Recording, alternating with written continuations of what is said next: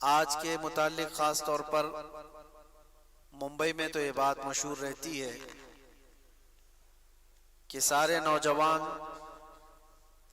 تقریباً میلہ دیکھنے کے لیے نکل جاتے ہیں یا ماتم کا نظارہ دیکھنے کے لیے چلے جاتے ہیں۔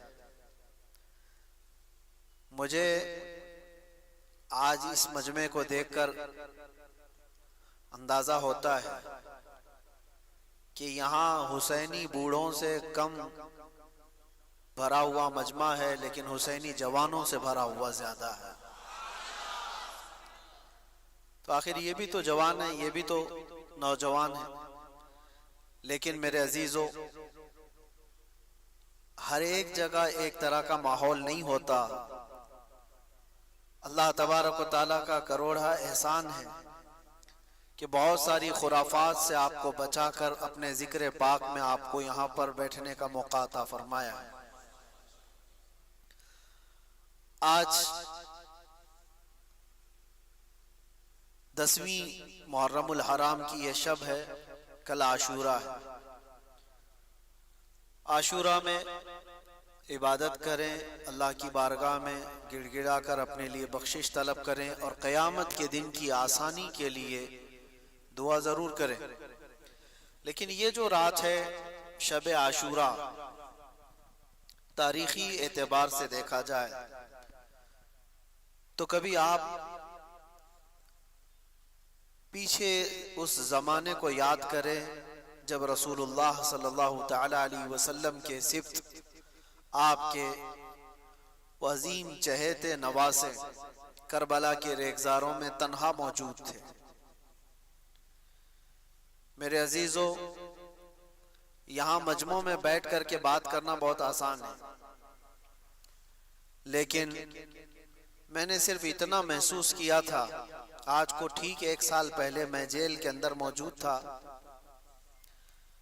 یہ شب عاشورہ تھی، اور اسی شب میں کمزوری اور نقاہت کی وجہ سے بے ہوش ہو کر ہاسپٹل میں ایڈمٹ بھی تھا اندر۔ مجھے اندازہ نہیں تھا، احباب میرے شاگرد سب ملاقات کے لیے آئے تھے، اور میری طاقت نہیں تھی کھڑے ہونے کی، میں غش کھا کر گرا، اس کے بعد مجھے اٹھا کر لے جایا گیا، میں ایڈمٹ تھا آج کی رات۔ دوسری، یہ جو شب گزر جانے کے بعد عاشورہ کا دن آیا تو میں یہ محسوس کر رہا تھا کتنی تنہائی ہے یہاں پر۔ 2000 لوگ موجود ہیں اندر قیدیوں میں، لیکن پھر بھی ایک عجیب سی تنہائی، اور بہت عجیب سی تنہائی کہ آدمی چاہ کر کے اپنوں سے ملاقات نہ کر سکے، اپنوں سے بات نہ کر سکے۔ تو میں یہ سوچتا ہوں کہ قید کا ایک دن اتنا بھاری لگتا تھا جو تنہائی محسوس ہوتی تھی، اور ہم 2000 لوگوں کے بیچ میں موجود تھے۔ ایسا نہیں کہ سارے ہمارے مخالف وہاں تھے، اکثر لوگ چاہنے والے بھی تھے، لیکن وہ منظر کیسا ہوگا جو 22,000 کے لشکر میں تنہا رسول اللہ کا لاڈلا تھا۔ اندازہ تو کرو وہ تنہائی کیسی ہوگی، جہاں پر ہر طرف انسانوں کا شور ہو، اور دشمنی پر اترے ہوئے وہ ایسی جماعت جن کو کوئی نسبت سمجھ میں نہ آتی، ایسوں کے درمیان ایک رات گزارنا کتنا مشکل وقت ہوتا ہے۔ میں نے معلوم کیا کہ جب کسی کے سر پر موت سوار ہو جائے، یعنی یوں کہ ظالم تلوار کھینچ لے اور تمہارے خاتمے کے لیے وہ پوری طور پر کمر بستہ ہو چکا ہو، اور تمہیں معلوم ہے کہ میں قتل کیا جا سکتا ہوں یا میں مارا جا سکتا ہوں، تب کیفیت کیا ہونی چاہیے، کیسی گھبراہٹ اور بے چینی ہو۔ ایک بات میں آپ کو بتاؤں، کچھ لوگوں کو جج صرف سزا سنا دیتا ہے نا، تو کئی ہارٹ اٹیک سے مر گئے، یہ ہمارے سامنے کی بات ہے۔ بے چینی اور بے قراری اتنی زیادہ ہو جاتی ہے کہ آگے کیا ہوگا۔ سرکار سید الشہداء امام حسین رضی اللہ تعالیٰ عنہ کے لیے یہ رات کتنی بے قراری والی ہو سکتی، کتنی بے چینی والی ہو سکتی ہے کہ کل کا دن آنے کے بعد یہ لوگ جنگ چھیڑ دیں گے اور پورے کے پورے جتھا مل کر کے نونہالان خاندان رسول کو قتل کر دیں گے ہماری آنکھوں کے سامنے، تو پھر کیسا محسوس ہوتا ہو۔ لیکن میرے عزیزو، خیمہ امام حسین میں کہیں پر بھی بے چینی اور بے قراری تھی نہیں، کہیں پر بھی نہیں تھی، اس لیے کہ وہ 3 دن کے پیاسے تو ضرور تھے، بھوکے بھی تھے۔ ہم 1 دن کا روزہ رکھ کر کے شام تک بھوک برداشت نہیں کر پاتے، اور وہ مسلسل بھوک اور پیاس برداشت کر رہے۔ اور اس کے بعد جو وہاں پر موجود لوگوں نے دیکھا خیمہ امام حسین میں جا کر کے کیا ہو رہا ہے، تو جا کر دیکھا تو ہمیشہ سجدے میں حضرت امام حسین کو پایا ہے، اللہ کی بارگاہ میں التجا کرتے ہوئے صرف یہ کہ مولا مجھے استقامت عطا فرما، پاؤں میں ڈگمگاہٹ نہ آئے، زلزلہ نہ آئے۔ اچھے لوگ پھسل جاتے ہیں ایسے امتحانوں کے موقع پر۔ امام حسین یہ دعا کر رہے تھے کہ رب تعالیٰ مجھے استقامت عطا فرما، مجھے صبر دے دے اور جمے رہنے کی طاقت دے دے۔ یہ اس لیے میں عرض کر رہا ہوں میرے عزیزو، ہماری زندگی میں آئی ہوئی چیزیں ہم نے دیکھی ہیں، اس وقت بھی گھبراہٹ اور بے چینی اور بے قراری اتنی بڑھ جاتی ہے کہ موت سامنے نظر آنے لگتی ہے۔ میں تو کئی مرتبہ اپنی وصیتیں بھی لکھ کر کے دے دیا تھا میرے احباب کو کہ شاید یہ لوگ میرا جنازہ یہاں سے نکالیں، اس سے پہلے میں اپنی وصیتیں لکھ دیتا ہوں۔ یہ ڈپریشن میں آدمی بہت کچھ سوچ لیتا ہے، لیکن ان حالات میں نے محسوس کیا امام حسین کی جو دعا تھی وہی ہمیں حوصلہ بھی دیتی تھی۔ مصیبتوں کے وقت گھبرا کر کے بھاگ جانا یہ مصیبت کا علاج بھی نہیں اور حل بھی نہیں، مصیبت کا حل نہیں ہے، وہ علاج بھی نہیں، بلکہ ان مصیبتوں کا سامنا کرنا اور اللہ کی بارگاہ میں یقین بڑھا لینا، یہ مصیبتوں کو ہرانے والا کام ہے۔ تم مات دے دو گے، شکست دے دو گے ہر مصیبت کو۔ صرف ایک بات میں آج آپ کے سامنے عرض کرتا ہوں، میں آج اپنے بچوں سے یہ کہہ رہا تھا کہ بہت ساری باتیں اپنے ذہن و دماغ سے نکالنے میں مجھے 6 مہینے لگ گئے تھے۔ کون سی چیز بے چین کرتی تھی، بے قرار کرتی؟ گھر کی یاد، بستر پہ سونا، کرسی پہ بیٹھنا، عمدہ گاڑیوں میں چلنا، یہ سب چیزیں جب یاد آئے ایک قیدی بندے کو، ایک قیدی آدمی کو جو پتھروں پہ سو رہا ہو، نہایت ہی گندا پانی پینے کو ملتا ہو، سوکھی روٹی ملتی ہو، اس آدمی کو یہ ساری یادیں بے چین کرتی۔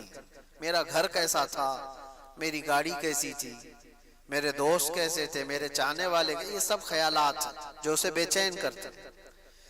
دھیرے دھیرے ایک ایک چیز کو دماغ سے نکالنا شروع کی، نہیں سب دنیا ہے، گھر بھی دنیا ہے، گاڑی بنگلہ یہ ساری چیزیں یہ دنیا ہے، دوست و احباب یہ بھی دنیا ہے۔ سب کی چیزوں کو ذہن سے نکالتے نکالتے اب کسی کی یاد نہ آنے پائے تاکہ تڑپ اور بے چینی نہ آئے۔ سب نکالنا بہت مشکل رہتا ہے، لیکن کچھ ریہرسل کے بعد نکال لیے، سب نکال۔ آخری چیز باقی رہ جاتی ہے اولاد کی محبت۔ بچوں کی محبت جلدی ذہن سے جاتی نہیں ہے۔ میں اپنا تجربہ آپ کے سامنے عرض کر رہا ہوں۔ 6 مہینے گزر گئے، جب کبھی چھوٹے سے بچے میرے اپنے ملاقات کے لیے جالیوں کے باہر آ جائیں تو تڑپ اور بے چینی عجیب سی ہوتی تھی، ہم چھو بھی نہیں سکتے انہیں، اور ان کے آنسوں کے نکلتے ہوئے قطرے ہمیں اور بے چین کرتے۔ اس چیز کو سٹرگل کرنا یہ بہت بھاری تھا۔ 6 مہینے کے بعد اللہ کریم کی طرف سے جو بات ہوگی، ذہن میں یہ بات آئی، یہ ایک چیز ہے جو بے چین کر رہی ہے، اولاد کی محبت۔ باقی سب کو تو دل سے نکالتے گئے، اس کو بھی نکالنا ہوگا، اس کو بھی نکالیں، یہ بے چینی ختم ہو جائے گی، بے قراری ختم ہو جائے گی۔ دنیا ہے، اولاد بھی دنیا ہی ہے، بیوی بھی دنیا ہے، یہ آخری مہینہ رہا ہوگا، دل ٹھان کر کے یہ کہنا پڑا مجھ کو بھی کہ نہیں، اب مجھے اولاد کی بھی ضرورت نہیں، ذہن سے نکال دو، نہیں یاد کروں گا۔ مصلی پہ گر جاتا، اللہ کی بارگاہ میں عرض کرتا کہ رب تبارک و تعالی یہ ساری چیزوں کو ذہن سے نکال دیا، اب آخری جو چیز تھی وہ بچوں کی محبت تھی، وہ بھی نکال رہا ہوں، بس خالی اتنا ہے کہ تیرے دربار میں آنا ہے، اور یہاں پر مجھے صبر اور استقامت کے ساتھ اللہ تو قائم رہنے میں مدد فرما۔ یا آخری مہینہ ہوگا، پھر مجھے یہ بشارت ملی کہ آپ آزاد ہو، آپ آزاد ہو۔ ہم تو موت کی تیاری کیے ہوئے تھے، لیکن ایک بات میں آپ کو یہ اس لیے عرض کر رہا ہوں کہ رب تبارک و تعالیٰ کی بارگاہ میں امتحان جب ہوتا ہے تو مجھے ایسا لگتا ہے جب تک تم اپنی ہر چیز کو اپنے ذہن سے نہیں نکال دیتے تب تک وہ پوری مدد نہیں آ پاتی۔ اللہ ہر گھڑی مدد کر رہا ہے تمہاری، ہر گھڑی۔ آج کیا اللہ کی مدد کے بغیر تم اس ماحول میں رہ رہے ہو؟ رب تبارک و تعالیٰ کی مدد نہ ہوتی تو کتوں کے بیچ میں جینا ہی تمہارا حرام ہو جاتا۔ الحمدللہ ہمیں کوئی فرق نہیں پڑتا، چاہے جو چیزیں بھی بند ہو جائیں، لیکن جی رہے۔ اور آج میں تو یہ محسوس کرتا ہوں ایسے جی رہے ہیں جیسے 32 دانتوں کے بیچ میں زبان جیتی ہے، سب دانت نوکیلے ہیں، زبان بہت نرم ہے لیکن دبتی کسی سے نہیں ہے۔ ہاں کبھی کبھار غلطی سے پھسل گئی تو کسی دانت کے نیچے آتی، ورنہ کوئی دانت اس کو کاٹتا نہیں ہے۔ زبان کو کوئی کاٹتا ہے؟ حالانکہ 32 کے بیچ میں رہتی۔ تو یہ اللہ تعالیٰ کی مدد نہ ہو تو آپ جی بھی نہیں سکتے۔ رب تبارک و تعالیٰ کی ہر گھڑی مدد ہے، لیکن جو پرٹیکولر مصیبت کے وقت جو مدد ملنی ہے آپ کو، اس کے لیے آزمائش اور امتحان ہوتے ہیں۔ بہتوں کو ہم نے دیکھا جمعہ ٹو جمعہ دعا کیے، قبول ہی نہیں ہوئی، دوسرے جمعہ تک کر لیے، پھر سوچے قبول ہی نہیں ہوئی، چھوڑو ہماری نہیں سنی جاتی، وہاں پر ختم کر دیے اور یوٹن لے لیا۔ کتنے تو جیل میں ایسے میں نے دیکھا جو کافر ہو گئے، معاذ اللہ رب العالمین۔ کس وجہ سے؟ وہ سیدھے کہتے ہیں کہ نمازوں سے کچھ فائدہ نہیں، ہم تو کب سے نماز پڑھ رہے ہیں، ہم تو کتنے دنوں سے دعا کر رہے ہیں۔ ایسی باتیں میرے عزیزو سن سن کر کے اچھے سے اچھا آدمی پگھلنے لگتا ہے۔ میرے پاس ایسی باتیں آئی، پہلے تو میں توبہ کیا، اے اللہ اگر نماز پڑھنے کی وجہ سے ہی قید میں رہتے ہیں تو زندگی بھر قید ہی اچھا ہے۔ جیسے لوگ وہاں کہہ رہے تھے دعا کرنے سے دعا قبول نہیں ہوتی، لیکن تھوڑے دنوں کے بعد دماغ میں یہ بات آنے لگتی ہے کہ کیا حقیقت میں دعا نہیں قبول ہوتی؟ ہماری بھی نہیں ہو رہی ہے، اور ہماری تو چھوڑو، ہمارے لیے پورے ہر خطہ ہر علاقہ دعا میں مشغول ہے، بچے سے لے کر جوان تک، جوان سے بوڑھے، عورتیں، سارے لوگ، مسجد کے امام، خطیب، مدارس کے علماء، سب دعاؤں میں ہیں۔ پھر دماغ میں یہ بات آئے کہ کیا دعائیں قبول نہیں ہوتی؟ یہ شیطانی وسوسہ ہے۔ میرے عزیزو امتحان کی جو گھڑی ہوتی ہے وہ بہت ڈیفرنٹ ہے، بہت الگ ہے۔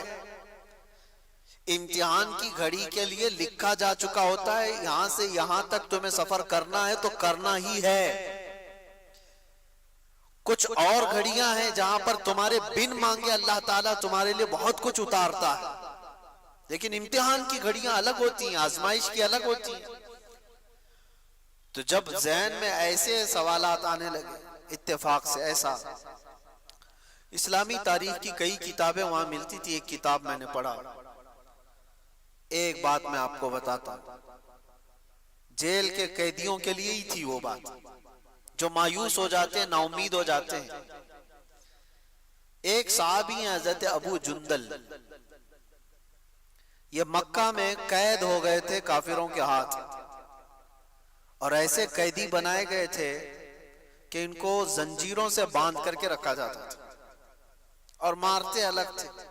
حضور پاک صلی اللہ علیہ وسلم ہجرت کر کے چلے گئے، شروع اسلام میں وہ قید ہو گئے تھے، تقریباً سمجھ لیں اعلان نبوت کے 2-3 سال بعد وہ قید ہو گئے، اور اس کے بعد کنٹینیو 7 سال تک قید میں رہے،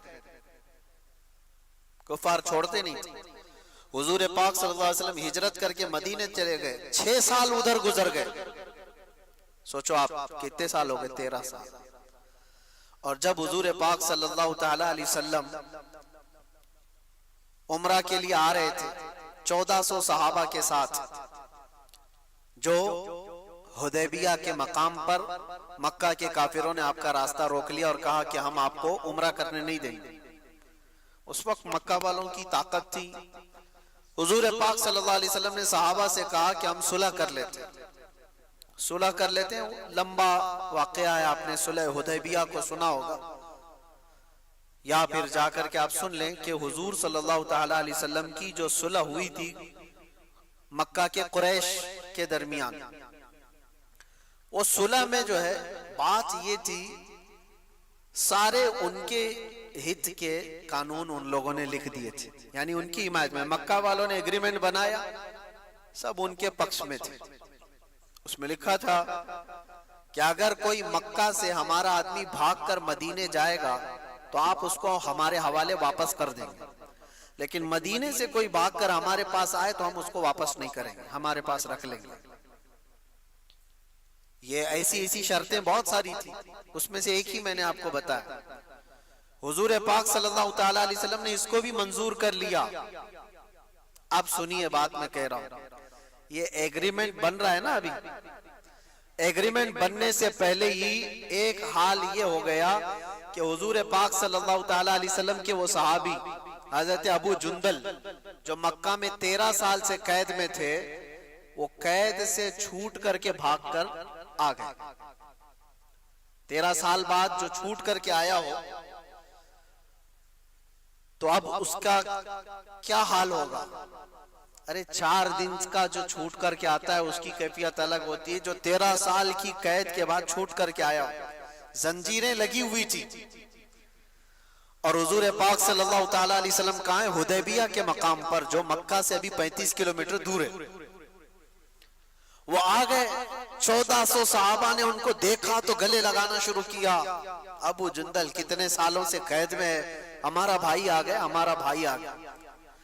اب ابو جندل سب کو اپنے زخم دکھا رہے تھے، ان ظالموں نے ہمیں کیسے مارا ہے، کہاں کہاں ظلم دیا۔ صحابہ دیکھ دیکھ کر کے پریشان تھے۔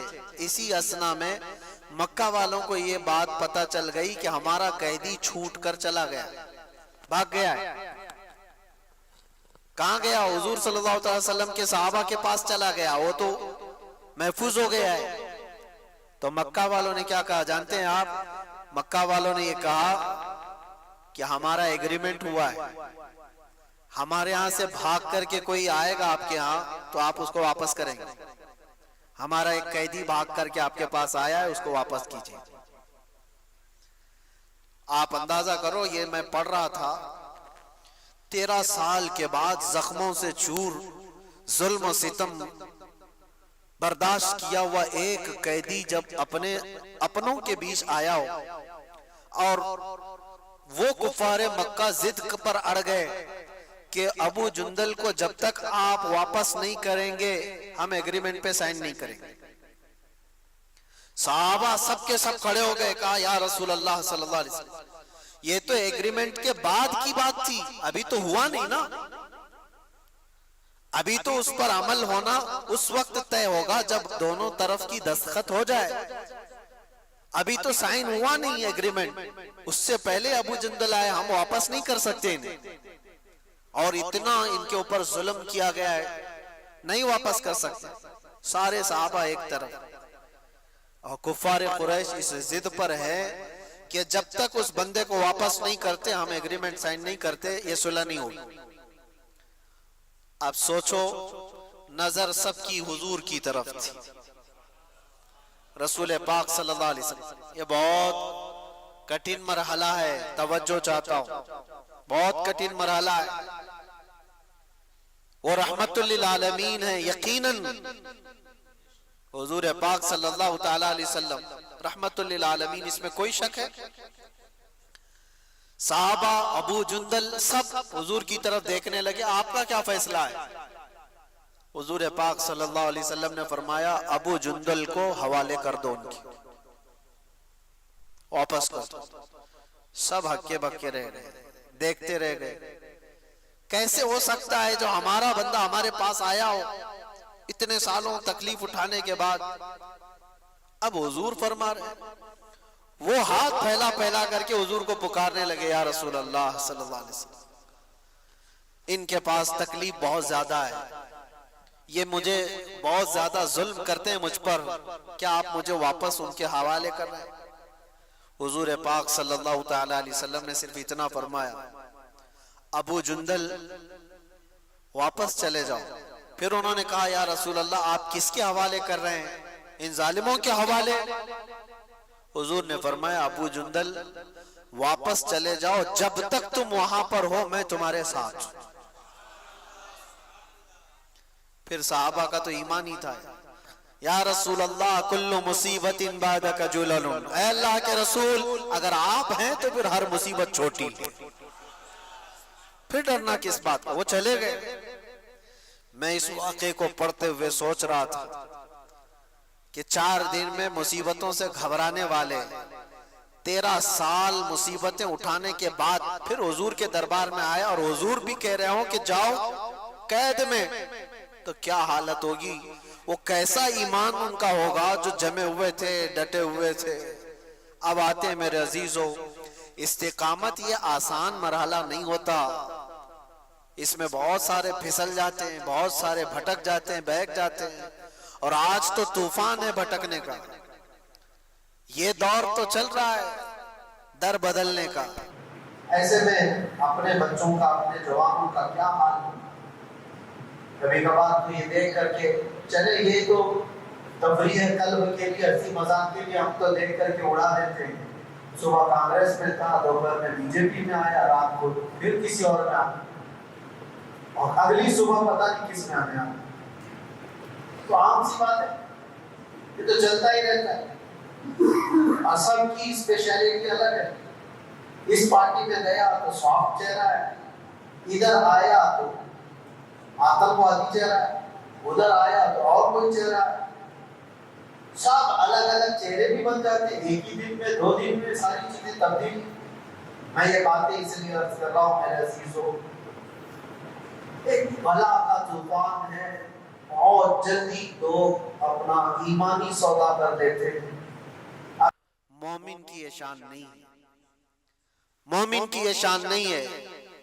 اگر چمتکار کو ہی دیکھ کر کے سب کچھ ماننا ہوتا تو 22,000 کا لشکر دیکھ کر امام حسین مان لیتے کہ ہاں یزید ہی خلیفہ. نہیں، حسینی کردار یہ ہے جو تمہارا چمتکار اپنی جگہ، رسول اللہ کی چمک اپنی جگہ پر. یہ جہاں پر ہے وہ سمجھوتے کا معاملہ نہیں ہوتا. کبھی بھی زندگی میں ایسے معاملات آئیں، تکلیفوں سے آدمی گھر جائے، مصیبتوں سے گھر جائے، تب بھی آپ اس بات پر ثابت قدم رہو کہ اللہ تبارک و تعالیٰ پر میرا ایمان اور حضور پاک صلی اللہ تعالیٰ علیہ وسلم کی رسالت پر میرا ایمان ویسا ہی ہے. ہاں مصیبتیں جب آتی ہیں، مجھے ایک بات یاد آتی ہے، میرے والد گرامی اللہ ان کی قبر پر ہزاروں رحمتیں نازل فرمائے، آخر عمر میں وہ ڈائلیسس پہ آ گئے تھے. تکلیف بہت بڑھ گئی تھی، کڈنی کی تکلیف، تو ہم سے دیکھا نہیں جاتا تھا. کتنی تکلیف میں 4 گھنٹے ڈائلیسس میں باڈی کا پورا خون نکالا جاتا ہے، پھر پورا نچوڑ کر کے مشین واپس اندر خون ڈالتی ہے. ایک بہت ڈینجر پروسیس ہے، اللہ حفاظت فرمائے. بہت صرف اس بات کے لیے کہ کڈنی کا جو کام ہے پیشاب نکالنا وہ نہیں کرتی، آپ کیا سمجھتے ہیں پیشاب نکلنا ایک نارمل سی چیز ہے؟ اگر ایک دن کے لیے تمہارا پیشاب رک جائے تو تمہاری زندگی درہم برہم ہو جائے گی۔ ہر چیز میں اللہ کی نعمت ہے۔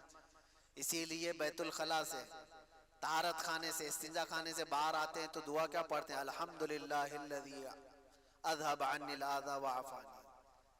الحمدللہ، اللہ کا شکر پہلے بجا لاتے ہیں۔ اے اللہ تیرا کروڑا شکر ہے، تو نے اذیت دینے والی چیز سے مجھ کو دور کیا ہے، یا اذیت دینے والی چیز مجھ سے دور کیا ہے۔ میں جو بات عرض کر رہا تھا وہ یہ، اس عمر میں 72 سال کی عمر، 72 عمر تھی، میں نے ایک بار سرانے پر بیٹھ کر کہا، بڑے عالم دین تھے حضور، حافظ ملت کے شاگرد تھے، ان سے میں نے کہا کہ کتنی تکلیف ہے آپ کو، دیکھا نہیں جاتا، اللہ تبارک و تعالی اتنی بڑی تکلیف میں آپ کو مبتلا رکھا ہے، آپ کی کبھی نمازیں قضا نہیں، مسلسل وہ ہر 3 دن پر ختم قرآن کرتے تھے، تو یہ ساری چیزیں ہونے کے بعد اتنی تکلیف آپ کو کیوں؟ اس وقت مجھے جو صبر کی تلقین کا ایک ادب ملا تھا، ایک تعلیم ملی تھی، وہ آج بھی یاد ہے۔ انہوں نے کہا کہ یہ 2 سال سے میرا ڈائلیسس چل رہا ہے، 70 سال جو اللہ تعالیٰ نے صحت بخشی، پہلے اس کا شکر تو کرو۔ مصیبتیں بہت تھوڑی ہیں، اور اللہ تبارک و تعالیٰ انعامات میں ہمیں زیادہ رکھا ہے، لیکن دکھتی وہی مصیبتیں ہیں لوگوں کو، وہ خوشحال کتنا رکھا ہے وہ نہیں دیکھا جاتا۔ عزیزان گرامی وقار، یہ ساری باتوں کے بعد ہم آتے ہیں اس کربلا کے میدان میں، جو خونی منظر ہے، وہ اس لیے بیان کرنا ضروری ہے کہ ہمارے ہر جوان کو یہ بات یقین کے ساتھ معلوم ہو جائے کہ مصیبتوں سے بھاگ جانے کا نام اس کا علاج نہیں ہے، مصیبتوں سے ڈٹ کر مقابلہ کرنا ہی یہ حسینی ایمان ہے۔ اور بہت سارے لوگ ہمیں بھی مشورہ دیتے ہیں، بہت سارے حالات بہت خراب ہیں، حالات بہت خراب ہیں، ایسے میں نے دیکھا ہے ابتدائی اسلام سے لے کر آج تک حالات خراب ہی رہے، کب اچھے ہوئے تھے؟ کیا آپ کو اسلام کی تبلیغ کرنے کے لیے پھولوں کی سیج پر سجا کر لایا جائے گا تبھی آپ بولوگے؟ بہت سارے لوگ یہ سوچتے ہیں حالات بہت خراب ہیں۔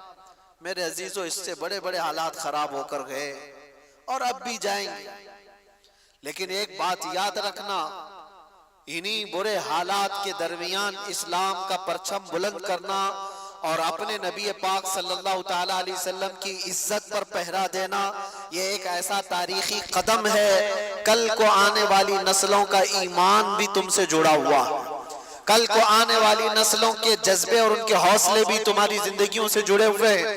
آج اگر تم بزدل ہو گئے، پھسل گئے، تو کل تو وہ لوگ پوچھیں گے محمد کس کا نام تھا؟ معاذ اللہ رب العالمین۔ اگر آج تم مصلحتوں کے پردوں میں چھپ کر کے رہے، ہاں زیادہ سے زیادہ ہمارے ساتھ کیا ہونے والا ہے وہ سب کو پتا ہے، انجام کیا ہو سکتا ہے، اس دنیا میں سب سے زیادہ یہی ہو سکتا ہے، موت آئے گی۔ اور سنیو، اس بات سے اگر خوف ہے تو پھر کربلا سنتے کیوں؟ کربلا کی داستانیں کیا مزے لے کر سننے کے لیے؟ سید الشہداء امام علی مقام رضی اللہ تعالیٰ عنہ کو دیکھو، زندگیاں پوری قربان کی ہیں اس میدان میں، اور اپنی نہیں۔ ایک بات میں آپ کو بتاؤں، آدمی اپنی مصیبت تو برداشت کر لیتا، اپنے رشتہ داروں کی مصیبت بہت مشکل ہے۔ تم اپنے سامنے اپنی ماں کو تڑپتا ہوا نہیں دیکھ پاؤ گے، اپنے بچوں کی ہلکے بخار کو بھی نہیں دیکھ پاؤ۔ مجھے کچھ سالوں پہلے کی بات ہے، میں اپنی پریکٹیکل لائف ہی آپ کے سامنے عرض کر رہا ہوں۔ 2 سال کا میرا بچہ تھا، انگلی اس کی دروازے پہ پھنس گئی تھی، کٹ گئی اور لٹک گئی اتنی تیزی سے کہ دروازہ آدھی انگلی کو کاٹ دیا، اور بے چینی اتنی بے قراری کہ اٹھا کر میں بھی بھاگتا ہوا ہاسپٹل پہنچا، اور بھی تھے 2 لوگ۔ چھوٹا بچہ 2 سال کا ہو اور وہ چیخ رہا ہے، اس کی چیخوں سے ہماری روح بے قرار ہے۔ ڈاکٹر کے پاس لے گئے، ڈاکٹر نے دیکھا، فوراً پکڑ کر خون بند کیا اور اس کے بعد کہا اس کو ٹاکے لگانے پڑیں گے، ٹاکے لگائے بغیر یہ کٹ کے گر سکتی ہوں۔ ہم نے کہا اس فوراً جو بھی فیصلہ لینا ہے، نرس ڈاکٹر مل کر میرے بچے کو اندر لے جاتے، ہمیں کہتے آپ مت آنا، آپ باہر کھڑے رہو، کیونکہ باپ اور ماں کی بے قراری اور بے چینی دیکھتے ہیں ڈاکٹر۔ کہا کہ ہمارے کام میں خلل ہوگا، میں کہا میں دیکھوں گا، کہا نہیں دیکھ سکو گے۔ اور حقیقت بات ہے میرے عزیزوں، اندر جانے کی ہمت نہیں ہوئی، اس لیے کہ جب وہ لوگ ٹاکے لگا رہے تھے، اللہ کوئی بے ہوشی کی دوا وغیرہ نہیں، ایسے ہی ٹاکے لگائے جا رہے تھے، اور بچے کی چیخ سے پورا ہاسپٹل گونج رہا تھا۔ سچ بتاؤں ہمارے آنسو ہیں کہ تھمتے نہیں تھے، بے قراری ہے کہ رکتی نہیں تھی، جلدی سے جاؤں بچے کو اٹھا لوں، جلدی سے جاؤں سینے سے لگا لوں، دور سے پکارتا رہا بیٹا بس تھوڑا اور، بس تھوڑا اور، ہو گیا ختم ہو گیا۔ یہ بے قراری مجھے آج بھی یاد آتی ہے۔ پھر اس دن بھی میں نے یاد کیا تھا، صرف انگلی کٹی تھی تو یہ بے قراری تھی۔ وہ سید الشہداء امام علی مقام کی گود میں ظالموں نے بچوں کو چھلنی کر دیا تھا، ان کے حلقوں میں تیر چلا کر امام کے ہاتھ میں ہی ان کے بچے کو شہید کیا تھا۔ کیسے وہ اپنے ہاتھ میں بچہ اٹھا کر کے کھڑے ہوں گے؟ ایکسپلین ہم نہیں کر سکتے اس چیز کو، تصور سے بڑھ کر کے یہ چیز، ہم سب کے صبر مل کر کے بھی امام حسین کے قدم تک نہیں پہنچ سکتے۔ ہماری زندگیوں کے سب کے صبر، میرے عزیزوں یہ آسان کام نہیں ہے۔ آپ کو پتا ہے عزیزوں کی موت ایک کے بعد دوسرا، دوسرے کے بعد تیسرا، تیسرے کے بعد چوتھا شہید ہوتا جا رہا ہو، جو امام علی مقام کی طرف سے آ رہا ہے۔ امام حسین جانتے تھے ہمارے قافلے میں کل ملا کر 82 لوگ ہیں، ادھر 22,000 کا لشکر ہے، مقابلہ کیسے ہوگا؟ کیا امام علی مقام کو دنیاوی حالات پر خبر نہیں تھی؟ وہ رسول اللہ کے وہ وارث جن کو رسول اللہ صلی اللہ علیہ وسلم نے فرمایا میرا جود و سخا پورا حسین کو دیا گیا ہے، کیا وہ امام علی مقام کو حالات کی خبر نہیں تھی؟ سب خبر تھی، انہیں پتا بھی تھا یہ کوئی مقابلہ نہیں۔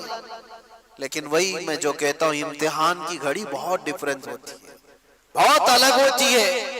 امام علی مقام کو کربلا کے میدان میں کھڑے رہنا تھا، قیامت تک آنے والے مسلمانوں کے لیے ایک مشعل راہ بن کر کے کہ تمہاری زندگی میں اس سے بڑھ کر کے تکلیف نہیں آ سکتی، تمہاری جو بھی تکلیفیں ہوں گی وہ چھوٹی ہوں گی، اور تم اگر گھبراتے ہو کبھی چھوٹی مصیبتوں میں تو اے مسلمانوں مجھے دیکھ لینا، امام حسین کا یہ درس تھا، تم دیکھ لینا۔ آج مجھے بتاؤ کوئی بھی ایسا بندہ ہے جس کو بھوکا اور پیاسا بھی رکھا جا رہا ہو، جس کی ساری نسبتوں کو پامال کر کے کربلا کے میدان میں زبردستی لایا گیا ہو، جہاں جانور بھی پانی پی سکتے ہوں اور رسول اللہ کا گھرانہ پانی نہیں پی سکتا؟ یہ صبر اور استقامت کی وہ گھڑی۔ اب سوچو ایک ساتھ کسی کے ساتھ حادثہ ہوا ہوگا، میں مانتا ہوں، جیسے کئی پہاڑ کے چٹان کے نیچے آ گئے، کوئی بہ کے ایک ہی خاندان چلا گیا، ایسے حادثے تو ہو سکتے ہیں، ایک ساتھ چلے گئے، کوئی کسی گھر پہ ایسا ہوا ہو۔ امام علی مقام کے ساتھ ایسا نہیں، سٹیپ بائی سٹیپ دیکھا جا رہا ہے، صبح سے لے کر ایک کی موت، اس کو برداشت کرنا، اس کو سہنا، ریکوری کے لیے وقت تو لگتا ہے، لیکن کیسے ایک ساتھ مل کر پورے خیمہ حسین کو نہیں ختم کیا گیا تھا۔ امام حسین رضی اللہ تعالیٰ عنہ کے ساتھی پہلے جا رہے ہیں، جو جاتے دعا سلام کر کے میدان میں جاتے اور واپس نہیں آتے تھے، اور اگر واپس آتے تو صرف اتنا کہتے تھے کہ پانی کی چند بوند مل جائیں تو اور لڑیں گے۔ لیکن میرے عزیزوں، امام حسین رضی اللہ تعالیٰ عنہ کی عمر پاک اس وقت آپ اندازہ کرو 56 سال کی عمر ہے، 56 سال کی عمر میں وہ ایک ایک لاش کو اٹھا کر کے جمع کرتے جا رہے ہیں، اور جب باری آئی خاندان کی، اور خاندان میں حضرت امام قاسم جو امام حسن کے بیٹے جوان تھے 19 سال کی، جب وہ جا رہے تھے تو امام علی مقام نے ان کو دیکھ کر کے صرف اتنا کہا تھا میرے مرحوم بھائی امام حسن کی تم یادگار تھے، لیکن یہ ساری یادگاریں ایک کے بعد دیگر میدان کربلا کی رونق بنتی جا رہی تھی۔ وہ گئے وہ یزیدیوں کے درمیان، کتنی دیر تک ایک تنہا شیر لڑے گا؟ یہ سارے بھیڑیے جب جتھے کے ساتھ حملہ کرتے، تیروں سے چھلنی کر کے زخمی کر کے گراتے اور پھر سر کو جسم سے الگ کر دیتے تھے۔ حضرت امام قاسم اور حضرت علی اکبر جو حضرت امام حسین کے بڑے شہزادے ہیں، ان کی بھی عمر تقریباً 19 یا 20 سال کی عمر۔ سوچو اے نوجوانوں جن کی عمریں آج 20 سال کے آس پاس ہیں، 18 سال، 20 سال، 22 سال۔ اے نوجوانوں، تمہاری اس جوانی کی زندگی میں تم رات بھر گیم کھیلتے ہوئے بیٹھے ہو، انٹرنیٹ چلاتے ہو، اور امام حسین کے شہزادے اسلام بچانے کے لیے اپنی جانوں کو ہتھیلی پر لے کر کربلا میں کھڑے تھے۔ کل قیامت کو کیا منہ دکھاؤ گے ان کے سامنے؟ ان کی بھی تو جوانیاں تھی، ان کی بھی تو شادیاں ہونی تھی، وہ رسول اللہ کا گھرانہ تھا، پورے اسلام کی عزت کو بچانے کے لیے وہ کربلا کے میدان میں قربانیاں دے رہا ہے۔ وہ منظر مجھے یاد آتا ہے حضرت عباس علم بردار، حضرت امام علی مقام کے بھائی ہیں، سگے بھائی حضرت عباس، مولا علی شیر خدا کے بیٹے۔ ان کو ایک چیز بے قرار کر گئی، وہی میں کہہ رہا ہوں نا، اپنی تکلیفیں برداشت کر سکتا ہے آدمی، اپنے اہل خانہ اپنے رشتہ داروں کی تکلیف برداشت نہیں کر پاتا۔ ہوا یہ کہ 9 سال کی بچی حضرت بی بی سکینہ، وہ حضرت امام علی مقام کی چھوٹی شہزادی ہیں، وہ حضرت عباس سے کہنے لگی چچا کیا آپ جا کر کے ہمارے لیے پانی کا انتظام کر سکتے ہیں؟ تو حضرت عباس سے اب رہا نہ گیا، کہا اپنی پیاس تو برداشت کر سکتے ہیں، بچوں کی پیاس کے لیے کیسے برداشت کریں؟ حضرت عباس کہتے ہیں کہ بیٹی سکینہ میں تیرے لیے پانی لاتا ہوں۔ یا توجہ، وہ گئے کسی طرح سے، وہ جوان مردی جو حیدر کرار کے شہزادوں میں وہ کہیں نہیں مل سکتی، سارے ان یزیدیوں کے نرغے کو پھلانتے ہوئے دریائے فرات پر گئے بھی اور مشکیزہ پانی کا بھر لیا۔ ایک بات میں آپ کو کہتا ہوں، 3 دن کے بھوکے اور پیاسے، وہ بھی تو بھوکے اور پیاسے تھے، دریائے فرات پر پہنچ بھی گئے، پانی بھر بھی لیا۔ خیمہ امام حسین پر پانی لانا یہ بات کی بات تھی، لیکن چلو میں تو خود کے پانی تھا، پہلے خود بھی تو پی سکتے تھے۔ امام حسین کے خیمے تک پانی پہنچانے کے لیے وہ آئے ضرور تھے، لیکن خود بھی تو 3 دن کے پیاسے ہیں، پی لیتے۔ چلو بھر پانی اٹھایا اور پھینک دیا، کہا کہ یہ غیرت میری گوارا نہیں کرتی کہ حسین کے گھر والے پیاسے اور میں پانی پی رہا ہوں۔ رسول اللہ کا لاڈلا نواسا پیاس میں ہو اور میں یہاں اپنی پیاس بجھا رہا ہوں، ایک قطرہ پانی نہیں پیا۔ ایک ایسا ایمان تھا، کوئی بھی ہو اپنی پیاس تو بجھا لیتا، لیکن رسول اللہ کے اس گھرانے کی کتنی مثالیں آپ کے سامنے۔ حضرت عباس مشکیزے سے پانی لے کر کے وہ جب واپس لوٹ رہے تھے، یزیدیوں میں شور مچ گیا کہ اگر یہ پانی گیا واپس تو لڑائی لمبی ہو جائے گی، ہم مقابلہ نہیں کر پائیں گے حیدر کرار کے شیروں کا، کسی طرح سے یہ پانی ختم کر۔ کسی ظالم نے آ کر حضرت عباس کے دائیں مونڈے پر تلوار ماری تو ہاتھ ہی کٹ کے گر گیا۔ یہ کوئی میں ٹھوکر لگ کر چمڑی نکلنے کی بات نہیں کر رہا ہوں، ہاتھ کٹ کے گرا ہو جس پہ مشکیزہ پانی کا پکڑا ہوا تھا۔ حضرت عباس نے کہا بائیں ہاتھ سے اٹھا لیتا، ہمت نہیں ہاری، پانی مجھے سکینہ کو پلانا ہے۔ جب وہ دوسرے ہاتھ میں پانی اٹھا کر دوڑ رہے تھے تو یزیدیوں نے یہ ہاتھ کو بھی کاٹ دیا، یہ ہاتھ بھی کاٹ دیا۔ جس کے بازوؤں کے دونوں ہاتھ کاٹ دیے ہوں اس کی کیفیت کیا ہو؟ کیا درد نہیں ہوتا ہوگا؟ کیا تڑپ نہیں ہوتی ہوگی؟ لیکن ان کے اندر ایک ہی دھن تھی کہ مجھے پانی پلانا ہے خیمہ حسین، جو وہاں بچے پیاسے ہیں، اپنے دانتوں سے پکڑ لیا مشکیزے کو، کہا میں اس طرح سے جاؤں گا بغیر ہاتھوں کے۔ یزیدی ظالموں نے دیکھا کہ یہ ہار نہیں مانتا ہے، تو تیروں سے چھلنی کر کر کر کے اس مشکیزے کا پورا پانی بہا دیا۔ حضرت عباس کہتے ہیں اب میری ہمت ختم ہو گئی۔ حضرت عباس کہتے ہیں اب میں نہیں جا سکتا خیمہ امام حسین کی طرف۔ گر گئے، زخموں سے چور چور تھے، خون رس رہا ہو دونوں بازوؤں سے، اور پانی بھی ختم، ساری چیزیں ختم ہو گئیں۔ تو ظالموں نے دیکھا کہ عباس گر گئے زمین پر، تو کسی یزید نے آ کر کے آپ کے سینے پہ نیزہ مار کر شہید کر دیا۔ یہ وہ منظر تھا۔ امام حسین دوڑتے ہوئے آئے اپنے اس چھوٹے بھائی کو اٹھانے کے لیے۔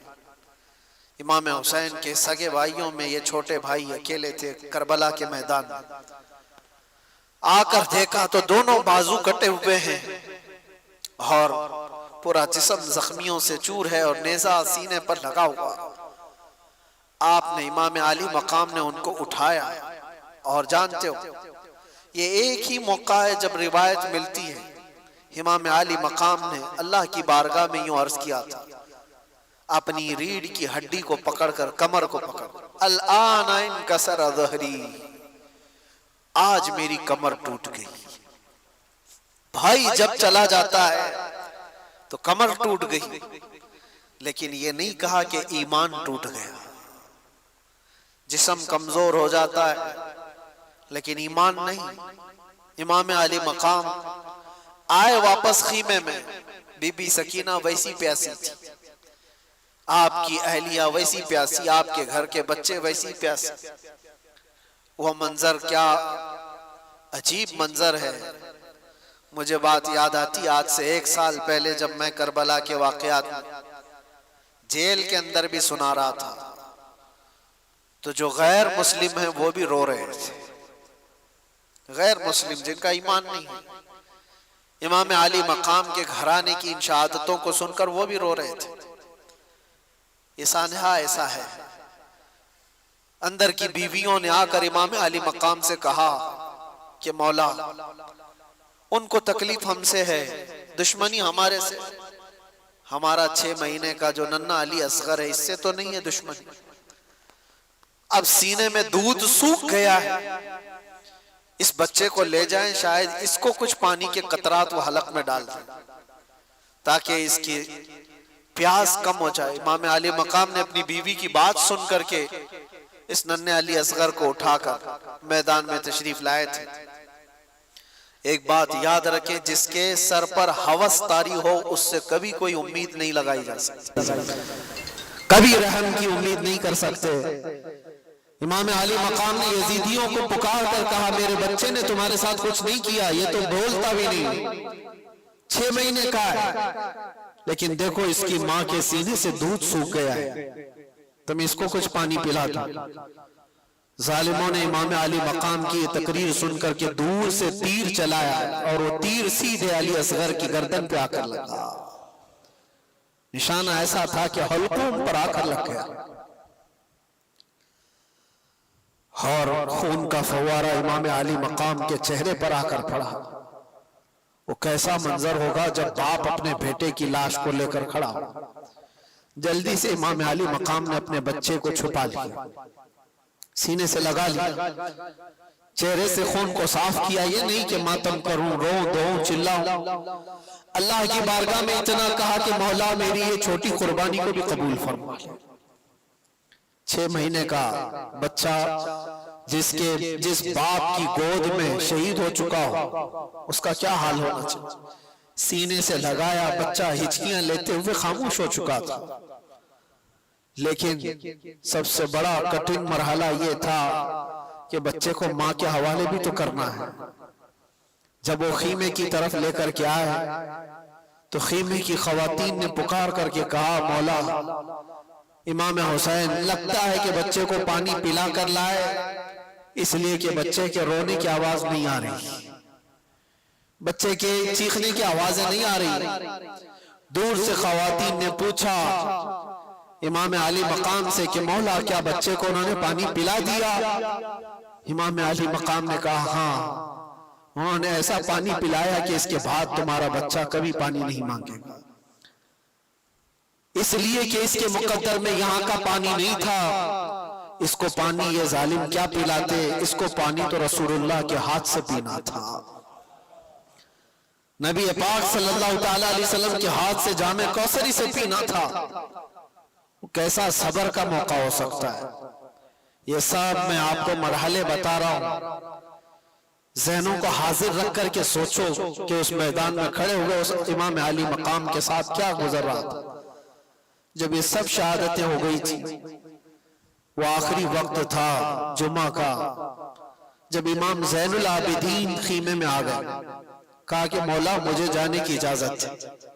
ایک ہی بیٹے بچے تھے امام علی مقام کے، امام زین العابدین، بیمار تھے اور وہ کپڑے پہن کر کے جب اپنے بابا جان کے پاس آئے، 17 سال کی عمر کے، امام علی مقام سے کہا مجھے بابا اجازت دو، سارے بھائی ہمارے شہید ہو چکے، گھر پورا چلا گیا، آپ کی عزت و آبرو پر کوئی حرف آنے نہ پائے جب تک آپ کا بیٹا ہے۔ امام علی مقام نے ان کو پکڑ کر بٹھایا، کہا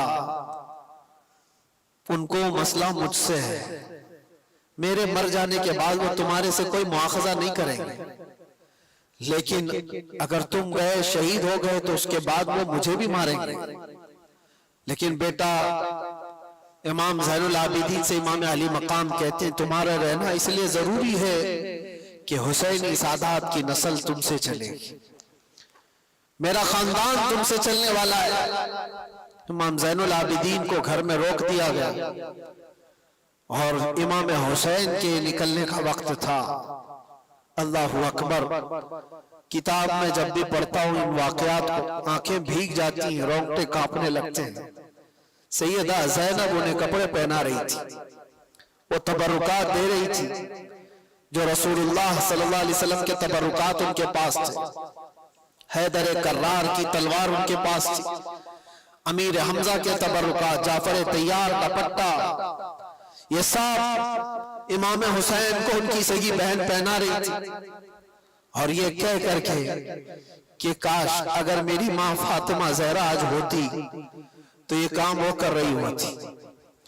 امام علی مقام کو ان کی بہن نے حوصلہ دیا اور کہا کہ فی امان اللہ، آپ اللہ کے راستے پر جا رہے ہیں، ہماری طرف سے کوئی فکر کی ضرورت نہیں، ہم عورتوں کی طرف سے آپ بے خوف رہیں۔ وہ عورتیں کیسا صبر لے کر تھیں، کیسی استقامت۔ امام علی مقام آخری مرتبہ اس گھوڑے پر سوار تھے، لیکن تاریخ نگاروں نے یہ بھی بتایا کہ گھوڑا آگے بڑھتا نہیں تھا، جو امام علی مقام کا گھوڑا ہمیشہ سفر میں رہنا، گھوڑا میدان جنگ میں آگے بڑھ نہیں رہا تھا، تو آپ نے اتر کر کے دیکھا تو گھوڑے کی دونوں ٹانگوں کو بی بی سکینہ پکڑی ہوئی بیٹھی تھی، اور وہ یہ التجائیں کر رہی تھی کہ بابا کو مت لے جانا، اس لیے کہ جو گیا واپس نہیں آیا۔ امام علی مقام نے اپنی بیٹی کو اٹھایا اور کہا تیرا باپ یہاں پر ایک عظیم امتحان کے لیے اتارا گیا ہے، میری شہادت پر نوحہ مت کرنا، میری شہادت پر ماتھا مت پیٹنا، میری شہادت پر بال نہ نوچنا، اللہ کی رضا پر راضی رہنا اور مصطفیٰ کی شریعت کی حفاظت کرنا۔ یہ آخری وصیت تھی اپنی بیٹی کو۔ اور جب گئے مولا امام حسین، آخری وقت بھی امام علی مقام نے ان کو موقع دیا، یزیدیوں کو کہا اب بھی جو کچھ ہو گیا ہے اس کو ختم کیا جا سکتا ہے، میرے گھر والے سب قتل ہو گئے، اب بھی تم کو موقع دیتا ہوں کہ میرے قتل سے اپنے ہاتھوں کو رنگین نہ کرو، ورنہ قیامت میں کیا منہ لے کر کے آؤ گے میرے نانا کے پاس، کیا جواب دو گے؟ آخری خطبہ بھی امام علی مقام کا میدان کربلا میں گونجتا رہا، لیکن یزیدیوں پر کوئی اثر نہ ہوا۔ ایک بات میں آپ کو بتاؤں، یہ نہ اثر ہونے والی بات کب آتی ہے؟ جب کسی پر کوئی بات اثر نہیں کرتی ہے تو یہ وہی مقام ہوتا ہے جب دل دنیا کی لالچ میں مردہ ہو چکا ہو، وہ آج بھی ہو سکتا ہے، اور کہا گیا جب کسی کا دل مردہ ہوتا ہے لالچ میں، دنیا کی لالچ میں، اس کے لیے ماں سے زنا بھی کوئی بڑی بات نہیں ہوتی۔ اسی لیے ہمیشہ یاد رکھو، دل کے مردہ ہونے سے پہلے اپنے دلوں کا علاج کرو۔ دل جس کا مردہ ہوتا ہے اسے کوئی احساس ہی نہیں ہوتا کون مر رہا ہے کون جی رہا ہے۔ اسی لیے میرے عزیزوں، وہ یزیدی جو وہاں کھڑے تھے وہ مردہ دل تھے، لالچ سوار تھی، دنیا کی ہوس سوار تھی۔ امام عالی مقام کے دیے ہوئے خطبوں کا کوئی اثر نہیں ہوا، ان کو خطبہ سننے کی ضرورت کیا تھی، صرف اتنا دیکھ لیتے چہرے امام حسین میں جلوہ رسول نظر آ رہا ہوتا۔ کیا ان کو یہ نہیں معلوم تھا کہ یہ فاطمہ زہرا کا لاڈلا ہے؟ کیا انہیں نہیں معلوم تھا یہ حیدر کرار کا لخت جگر ہے؟ کیا انہیں یہ نہیں معلوم تھا کہ رسول اللہ نے کہا ہے اپنی حدیث پاک میں، الحسن والحسین سیدہ شباب اہل الجنہ، حسن اور حسین جنتی جوانوں کے سردار ہیں؟ یہ سب باتیں ان کو نہیں معلوم تھی؟ سب معلوم تھی، لیکن تف ہے، لعنت ہے دنیاوی ہوس اور ہرس کا کہ جب یہ کسی کے دل پر سوار ہو جاتی ہے تو پھر تمام احساسات اس کے ختم ہو جاتے ہیں۔ ایک ہی چیز نظر آ رہی ہوتی ہے، دنیا دنیا دنیا۔ وہ نسبتوں کا احترام نہیں کرتا، اسے ماں باپ بیٹی استاد مرشد اولیاء انبیاء کچھ معنی نہیں رکھتے دل جب مردہ ہوتا ہے۔ اسی لیے میں کہتا ہوں میرے عزیزو، دلوں کو مردہ ہونے سے بچا لینا، ہمیشہ دلوں کو مردہ ہونے سے بچا لینا۔ میں اس پر پھر گفتگو کروں گا انشاءاللہ، آج ذکر کی مجلس بھی ہے اور ہم اپنے دلوں کو زندہ کرنے کے لیے آئے، لیکن تذکرہ امام حسین کا اس لیے ضروری تھا کہ آج کی یہ رات مولا حسین کی کیسی رات رہی ہوگی۔ جب آپ آئے آخری خطبہ بھی دیا، ظالموں پر کچھ اثر نہ ہوا، لڑنے پر تل گئے، اور لوگ یہ تو بیان کرتے ہیں کہ امام علی مقام کو شہید کر دیا گیا، لیکن کیا آپ نے کبھی یہ بھی سنا کہ امام علی مقام کے شہزادوں نے ان کتوں کی کیسی درگت بنائی تھی؟ ایک ایک شہزادے نے 100 پر حملہ کیا تھا، ایک ایک شہزادے نے 100 پر حملہ کیا ہے، اسی لیے تو وہ مقابلہ تنہا کر نہیں پاتے تھے۔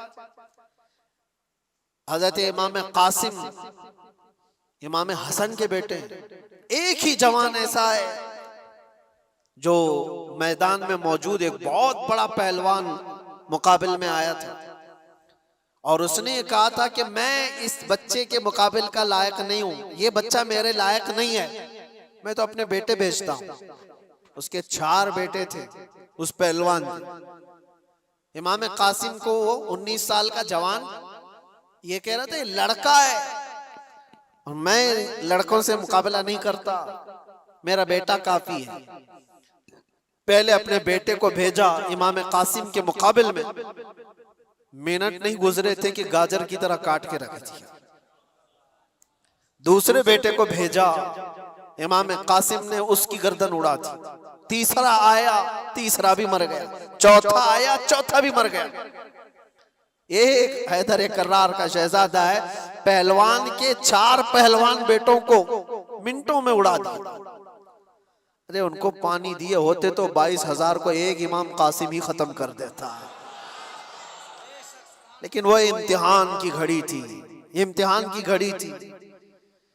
اور اس کے بعد وہ پہلوان پھر مقابل میں آیا کہ 4 میرے بچوں کو یہ گاجر مولی کی طرح کاٹ کے رکھ چکا ہے، اور آیا اور کہنے لگا تو جانتا ہے میرا مقام کیا ہے، میں کتنے لوگوں سے تنہا لڑ سکتا ہوں۔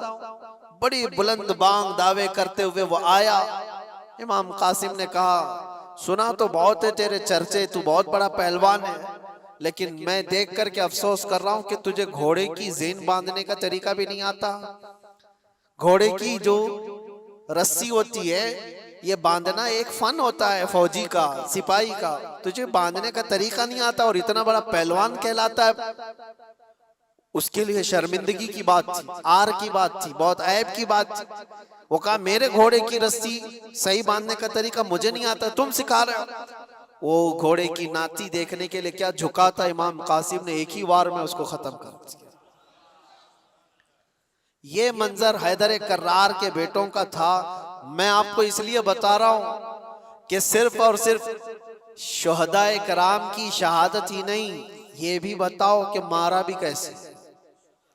امام حسین کا جذبہ صرف یہ نہیں کہ کچھ آ جائے تو مر جاؤ، کٹ جاؤ، نہیں، امام علی مقام نے کہا ہے کہ مر جانا اور کٹ جانا یہ مقدر میں ہوگا، اللہ تعالیٰ نے لکھا ہوگا تو ہوگا، لیکن اس وقت کے آنے سے پہلے پہلے تک اپنے ضمیر کا سودا کر کے کسی سے ہاتھ ملانا یہ حسینی ایمان نہیں ہے۔ جب تک دم میں دم ہے مقابلہ کرو، ہاتھ تمہارا ہوگا، مار اللہ کی ہوگی،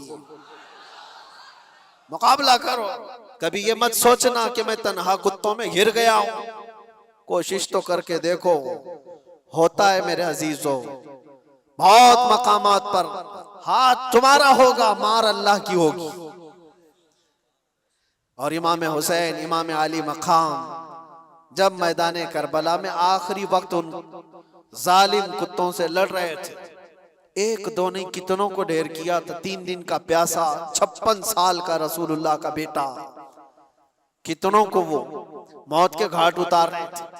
پھر اعلان ہو گیا کہ اگر ان کے مقابل میں اس طرح جاتے رہو گے تو یہ سب کٹتے رہ جائیں گے، شام تک شاید صفایا ہو جائے، گھیر لو ان کو، تیروں سے چھلنی کرو۔ پہلے ہر طرف سے تیروں کی بارش شروع ہو گئی، امام علی مقام کے پورے جسم میں جگہ جگہ تیر آ کر لگنے لگے۔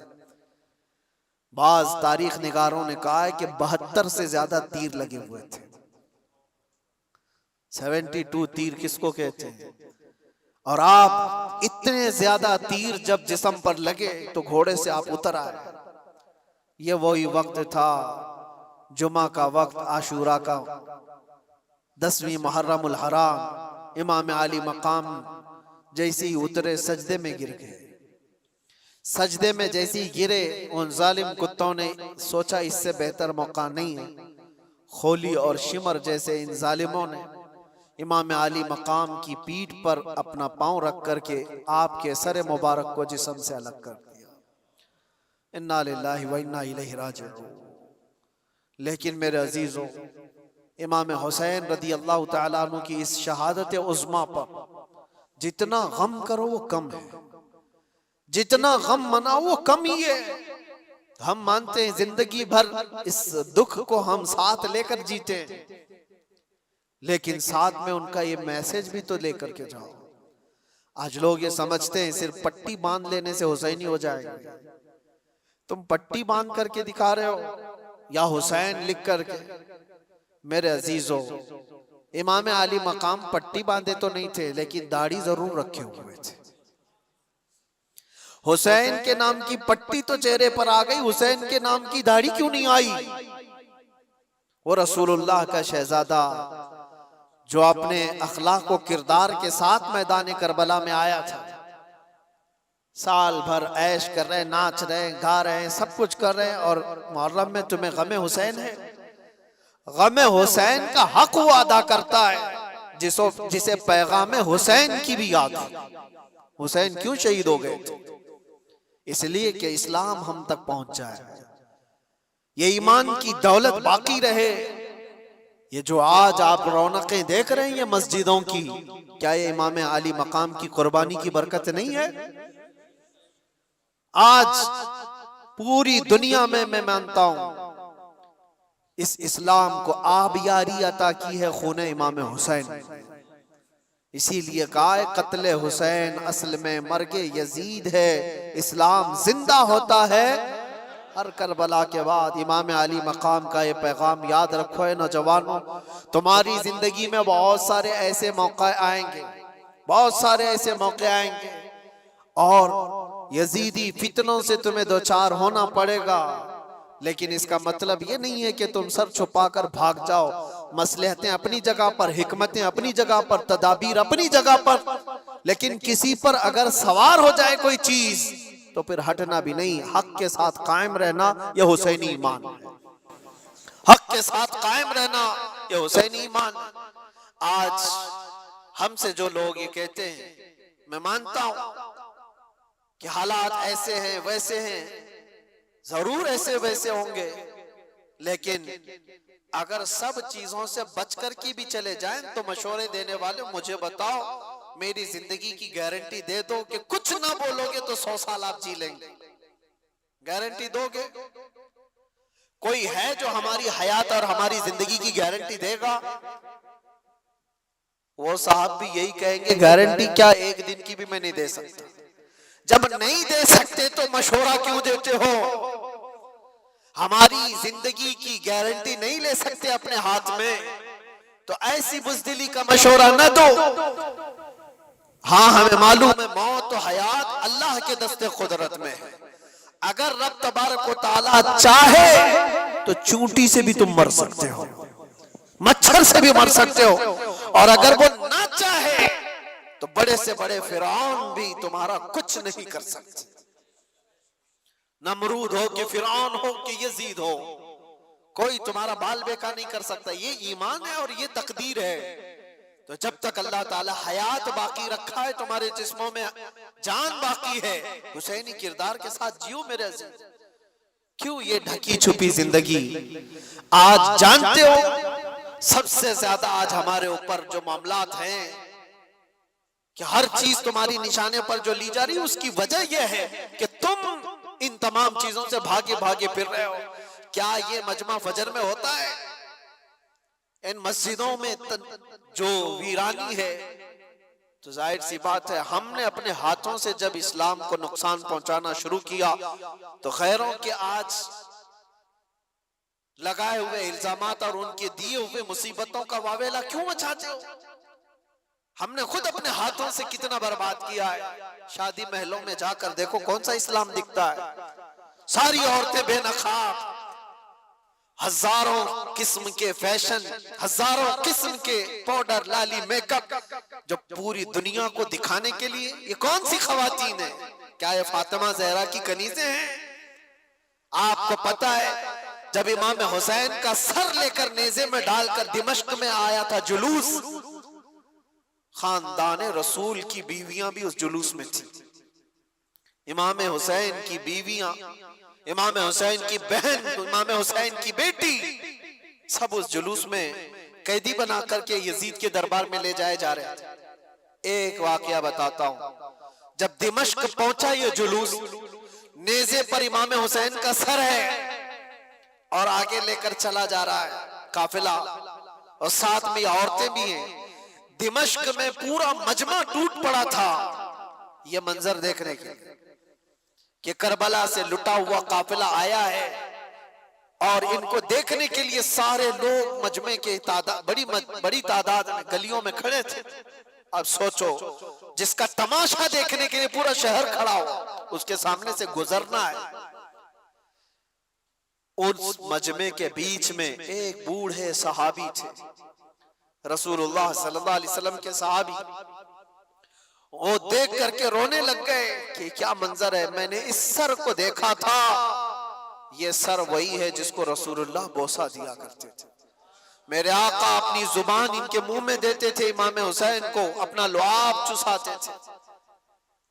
وہ صحابی دیکھ کر کے دوڑتے ہوئے مجمع میں آئے، یہ جو قافلہ جا رہا تھا اس میں دیکھ کر پہچان لیا بی بی سکینہ۔ توجہ چاہتا ہوں میرے عزیز، بی بی سکینہ کو دیکھ کر پہچان لیے کہ یقیناً حسین کی بیٹی ہے۔ قریب آئے، ہچکیاں بند گئی، کہا بچی ہماری زندگیاں قربان تمہارے گھرانے پر، ہم کچھ نہیں کر سکے، ظالموں کی حکومت نے تمہارے بابا کو شہید کر دیا، بچی بتاؤ میں ملک شام میں دمشق میں رہتا ہوں، کوئی حاجت ہو تو مجھے بتاؤ۔ اس موقع پر جو بھوکے اور پیاسے قیدی آئے وہ اپنی حاجت کیا نہیں کہہ سکتے تھے؟ آپ نانا جان کے صحابی ہیں؟ سکینہ نے پوچھا، انہوں نے کہا ہاں بیٹی میں رسول اللہ کا غلام صحابی، کچھ حاجت ہو تو بتاؤ۔ بی بی سکینہ نے کیا حاجت مانگی تھی وہ میں میسج دینا چاہتا ہوں۔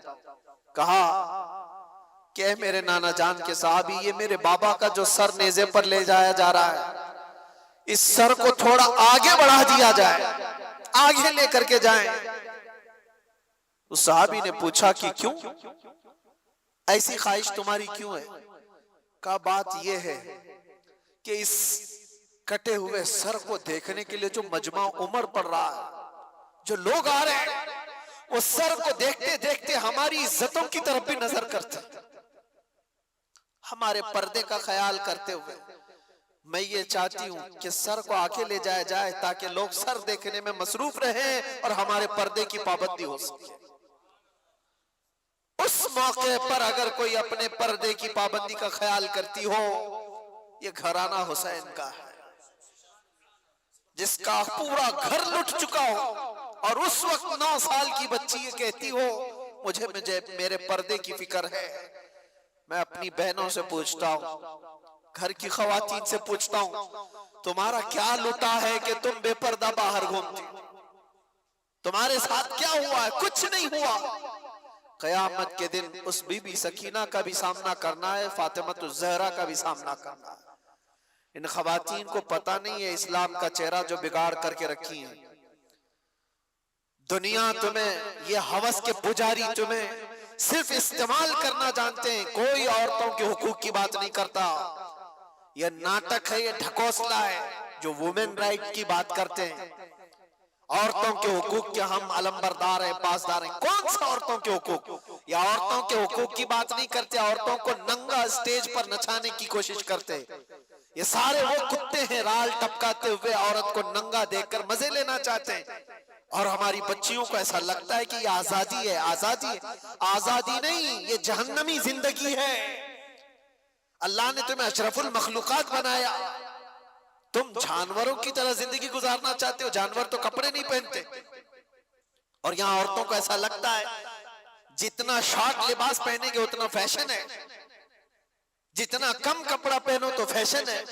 کم کپڑا پہننا اگر فیشن ہے تو کتے اور جانور جو بھینس ہے وہ تمہارے سے زیادہ فیشنیبل ہے، وہ تو ایک بھی کپڑا نہیں پہنتے۔ کیا ننگا رہنا کوئی فیشن ہے؟ امت مصطفیٰ کے ایمان کو غارت کرنے کے لیے دنیا فیشن کے طور طریقے بناتی ہے۔ ماں اور بہنوں کی آج عزت لوٹی جا رہی ہے، اس کی وجہ کیا ہے؟ کاش اسلامی پردے کی حمایت کی ہوتی ہے، ان کی عزتیں محفوظ ہوتی۔ اے نوجوانوں، ایک بات یاد رکھو، میں یہاں سے پیغام عورتوں کو دے رہا ہوں ضرور، لیکن ایک حدیث یہ بھی سنا کر جاتا ہوں۔ اللہ کے نبی صلی اللہ علیہ وسلم نے فرمایا دیوس جہنمی ہے، دیوس جہنمی ہے، دیوس جہنمی ہے۔ 3 بار مصطفیٰ کریم صلی اللہ علیہ وسلم نے فرمایا تو صحابہ نے پوچھا یا رسول اللہ کون ہے دیوس؟ میرے آقا نے فرمایا وہ مرد جہنم میں جائے گا جس کی عورت بے پردہ باہر گھومتی ہے۔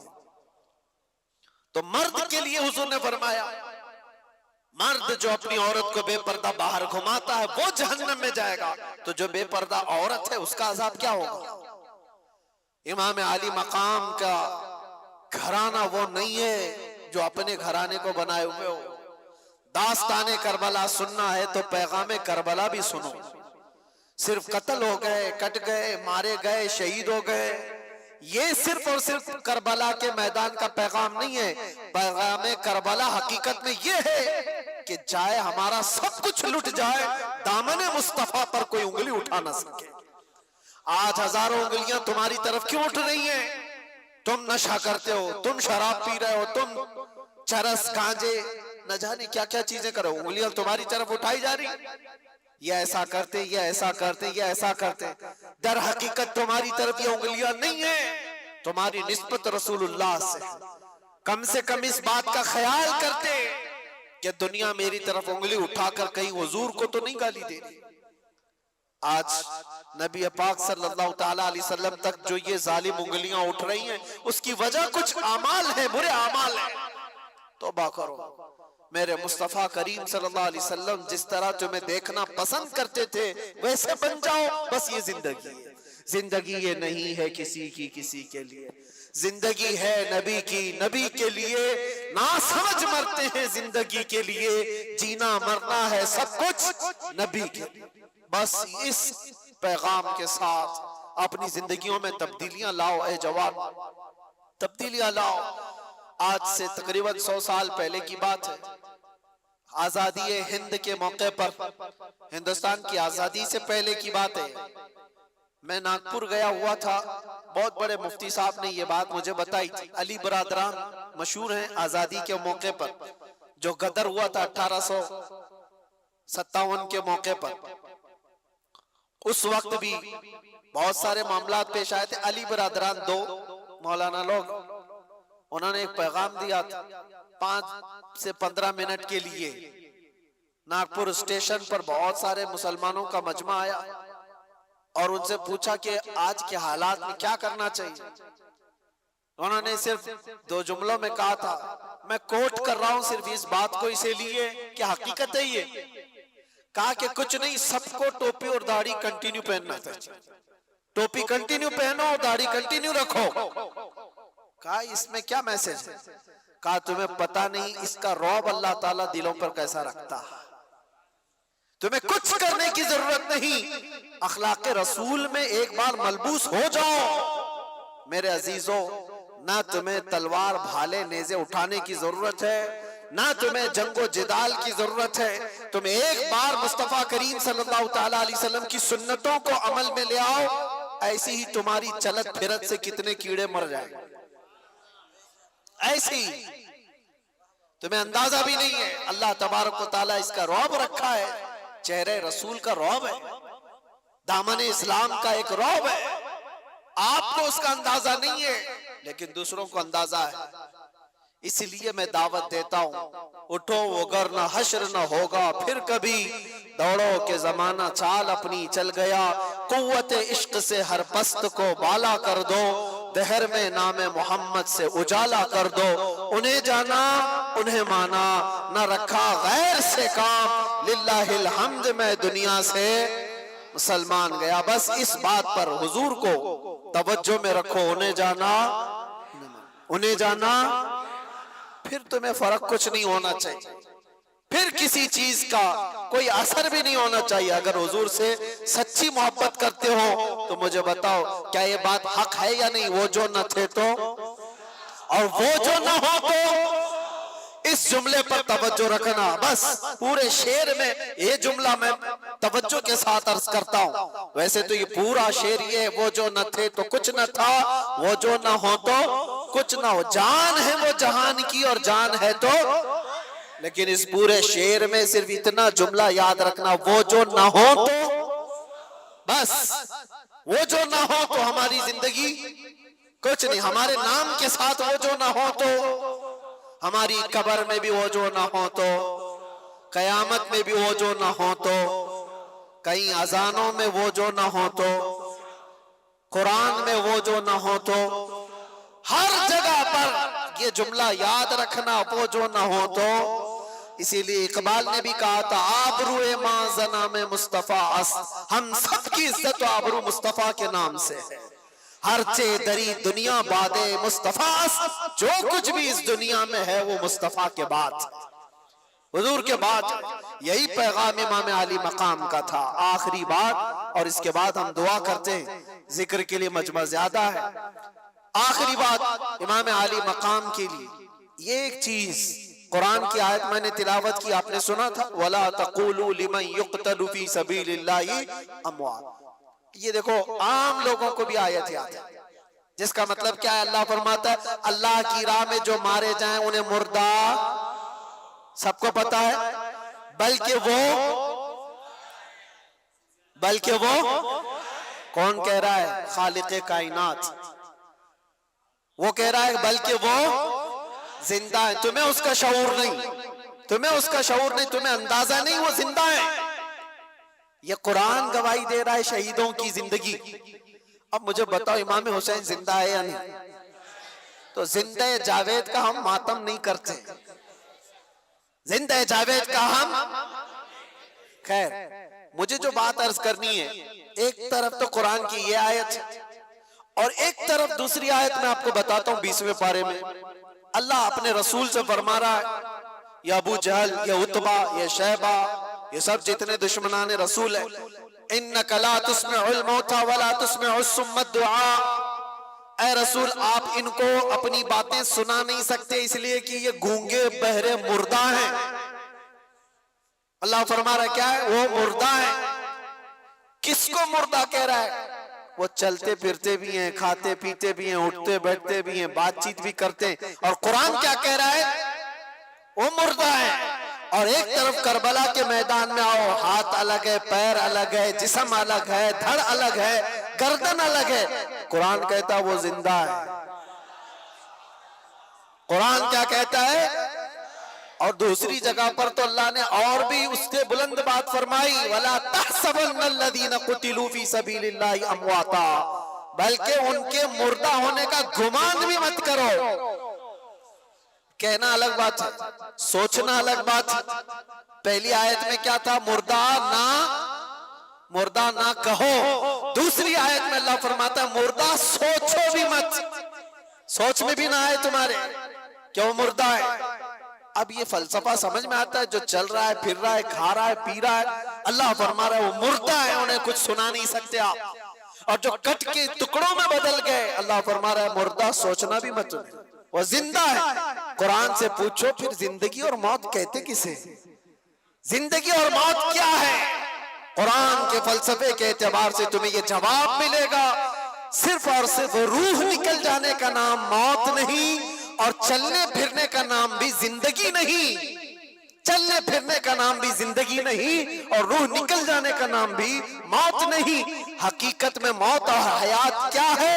سنو قرآن کے فیصلے میں کہ اگر نبی پاک کی دشمنی پال کر بادشاہ کی کرسی پر بھی بیٹھ جائے وہ مردہ ہے، اور نبی کی عزت کا پرچم اٹھا کر 1000 ٹکڑوں میں بھی بدل جائے وہ زندہ ہے۔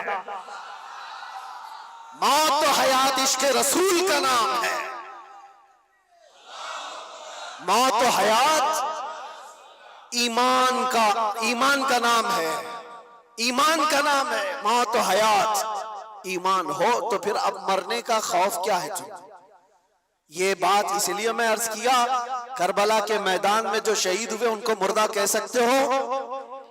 نہیں، ایمان پر جن کی موت ہوئی ہے، ظلمن اگر قتل ہوئے ہیں تو اللہ نے ان کی زندگی کی شہادت قرآن میں عطا فرمائی۔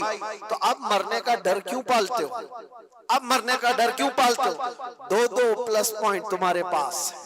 اگر ظلمن مارے گئے تو شہادت کے بعد ہمیشہ کی زندگی، اور یہ تو ابتدا ہے، مرنے کی ابتدا ہے۔ اگر ظلمن مارے گئے تو شہادت اور ہمیشہ کی زندگی، اور دوسری بڑی نعمت یہ ہے کہ قبر میں پہنچنے سے پہلے تاجدار مدینہ کی زیارت۔ اس سے بڑھ کر کے اور کیا چاہیے؟ جب کسی بندے کو یہ خیالات ہوں کہ مجھے میرے مصطفیٰ کی زیارت کرنی ہے تو وہ بندہ مرنے سے ڈرتا نہیں ہے، بلکہ وہ روز انتظار میں ہوتا ہے کہ وہ گھڑی کب آئے گی جب آنکھیں بند ہوگی اور دیدار مصطفیٰ ہوگا۔ اسی لیے میرے عزیزوں، جانتے ہو آپ ایک مومن صالح کو موت کے بعد اس کے گھر والے قبر میں لے جا کر دفن کر کے آتے ہیں تو حضور نے جو فرمایا وہ سچ ہے کہ منکر نکیرات آتے ہیں، فرشتے آئیں گے سوال جواب کے لیے، لیکن حضور فرماتے ہیں قبر میں بھی ہوں گا، اور منکر نکیر حضور کی طرف دکھا کر کے مردے کو پوچھتے ان کے بارے میں کیا کہتا تھا۔ یہ سوال ہوگا کہ نہیں ہوگا؟ لیکن شاعر نے بہت اچھے انداز میں اس کو کہا ہے، جو بندہ زندگی بھر یہ تمنا کرتے کرتے کرتے رہ گیا کہ آج ہوگی زیارت کی کل ہوگی، آج ہوگی زیارت کی کل ہوگی، اور مر گیا بندہ، خواب میں زیارت نہ ہو سکی، اب اس کو یقین تھا مرنے کے بعد تو ہوگی، مرنے کے بعد تو پکا ہوگی، اور جب مر گیا تو قبر میں آ کر فرشتے جھنجھوڑ کر اٹھا رہے ہیں تو جھنجلا کر کے کیا کہے گا؟ اب تو پائے ناز سے اے فرشتوں کیوں اٹھو، ارے مر کے پہنچا ہوں یہاں اس دل ربا کے واسطے، مر کے پہنچا ہوں یہاں، مجھے یہاں تک پہنچنے میں مرنا پڑا ہے، موت آئی ہے تب میں یہاں پہنچا ہوں، گر پڑ کے یہاں پہنچا، مر مر کے اسے پایا، چھوٹے نہ الہی اب سنگے در جانا نہ۔ میرے عزیزو، اس تمنا کے ساتھ اپنی زندگی گزارو۔ آج جو شب عاشورہ ہے، دعا کرو کہ مولا کریم جب تک ہماری زندگیاں باقی ہیں، ہمارے جسم میں خون کا آخری قطرہ باقی ہے، ایمان اور عزت کی زندگی عطا فرما، اور ظالموں کی صحبت سے اور بزدلوں کی صحبت سے ہمیشہ ہماری حفاظت فرما، ہماری رگوں میں حسینی خون عطا فرما، ہمارے دلوں کے اندر جذبہ حسینی عطا فرما، ہماری اولاد ہماری نسل سب کو غلامان حسین میں پیدا فرما، اور یزیدی فتنوں سے مولا ہمیں ڈٹ کر مقابلہ کرنے کی توفیق عطا فرما۔ وآخر دعوانا الحمدللہ رب العالمین۔ السلام علیکم۔